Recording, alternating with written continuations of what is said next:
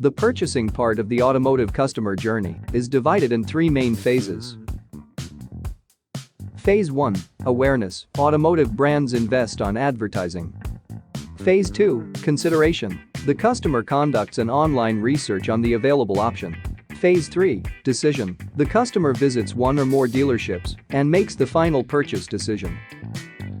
Despite being a critical part of the purchasing process, automotive players have little to no visibility over the number of sales opportunities visiting the dealerships. Foot Analytics helps brands and dealers tackle this problem with its powerful plug-and-play solution.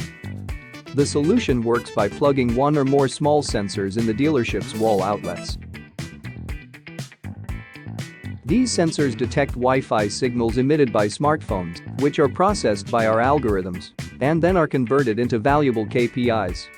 By combining the number of sales opportunities with the number of offers and orders, or even with marketing costs, automotive players can obtain even more insights on dealership performance and marketing return on investment.